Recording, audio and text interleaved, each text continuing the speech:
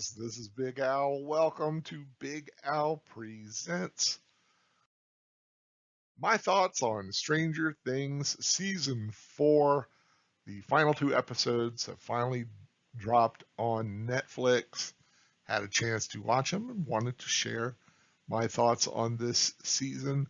But before I do so, spoiler warning, if you don't want to know anything that's going on in the show, you might want to turn back now.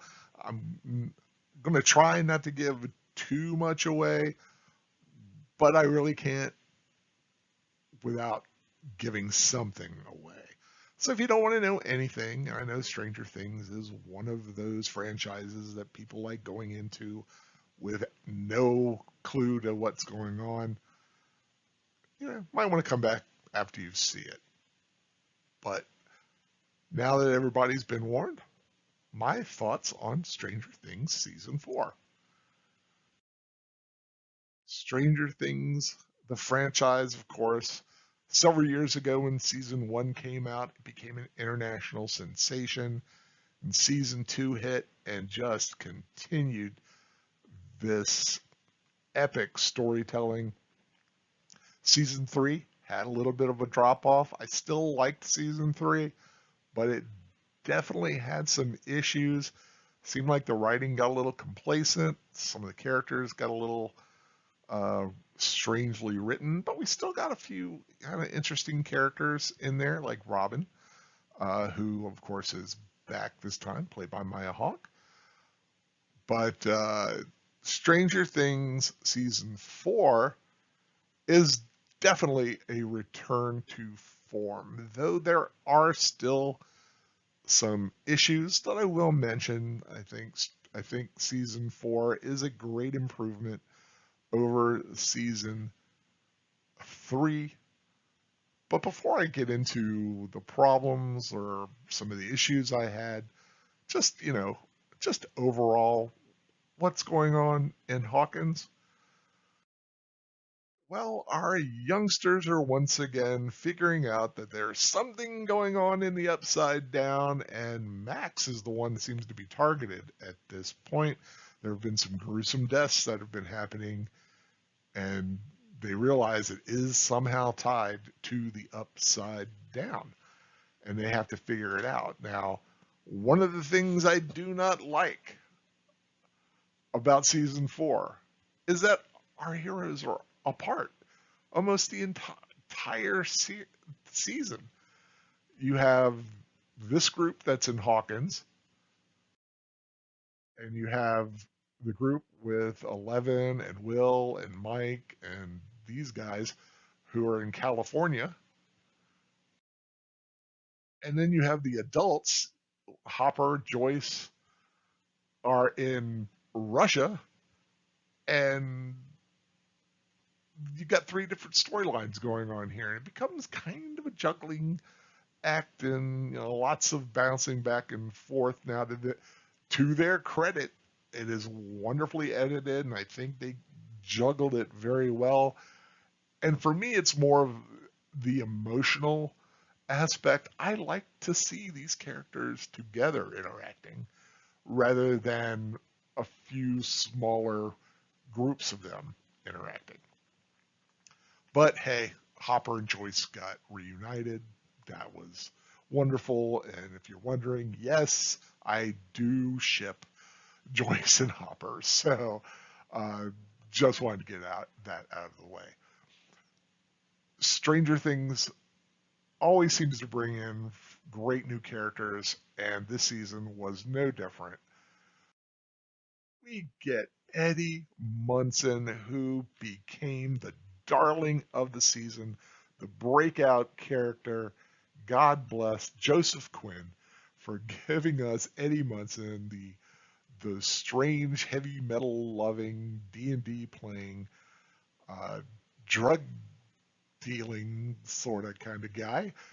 Don't hold that against him though. He actually turns out to be a wonderful character, and he has some scenes in the first episode with Grace Van Dien. Now, if you no Starship Troopers, Casper Van Dien, who plays Rico. This is his daughter. She is an actor, and quite a good one. And I loved her character, Chrissy, who was having some very bad visions and was being kind of psychological. She had some psychological, uh, I don't want to say problems, because it was the big bad, Vecna, as I'll talk a little bit more about him in a minute, who was kind of getting into her head. And she went to Eddie for some drugs she thought that might kind of take away some of the problems. And they had some wonderful scenes. And sadly, this is a big spoiler, she doesn't make it out of episode 1. And even the writers, once they saw how people reacted to her and they got to really see how great the character could have been, regretted killing her. Uh, but just had to give her a little bit of attention here. Uh, Sadly, not all characters can be uh, great or well received. At least by me. I hated Argyle. This character annoyed me so much. Man, his like drug-addled brain thing happening. I just, when you really want a Demogorgon to eat somebody, you know, Bob, of course, gets eaten, but Argyle lives. Well, maybe season 5. Maybe he'll get eaten in season 5. But nothing against the actor. I'm sure he's a fine actor, Eduardo Franco, but I just hated this character. Just annoyed the hell out of me. Oh well, can't win them all. You have the big bad Vecna, who is played so wonderfully creepily by Jamie Campbell Boyer, and you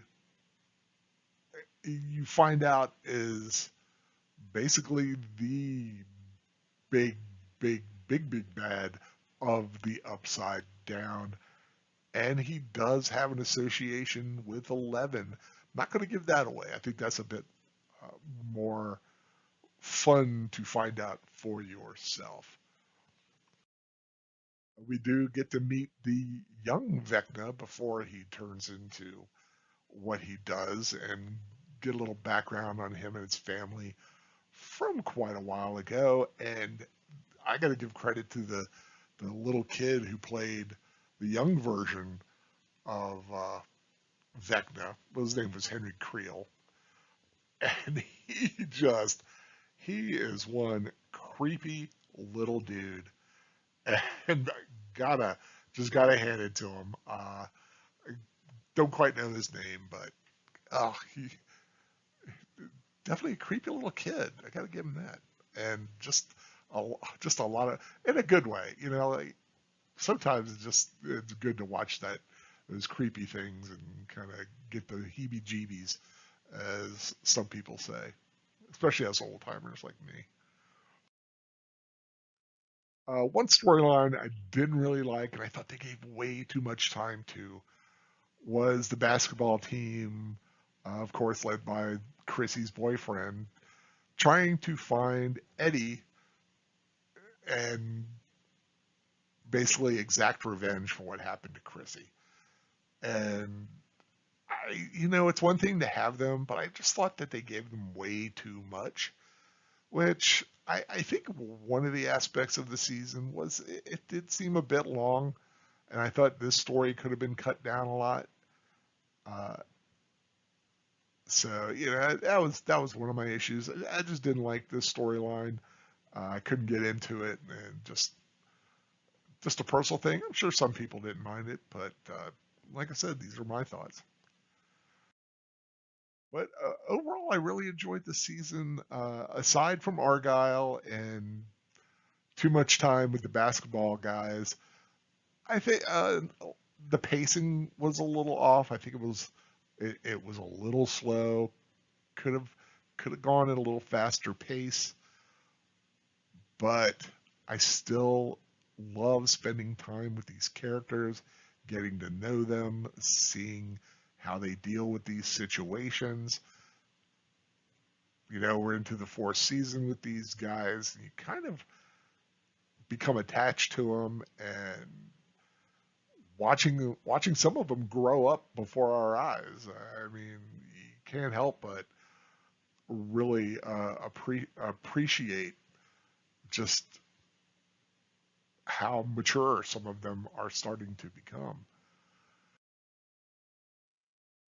But once again, just great imagery, great characterizations, solid writing, uh, and solid storytelling. Like I said,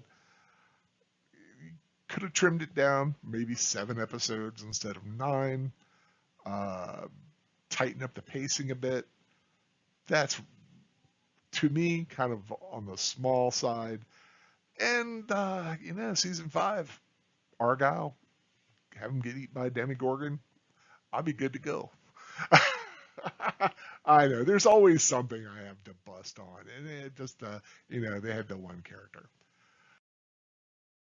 But Stranger Things season 4, I mean, this picture here does kind of sum it up. Like I said, our intrepid characters were split up, but all on a similar path, and the actions that they all uh, did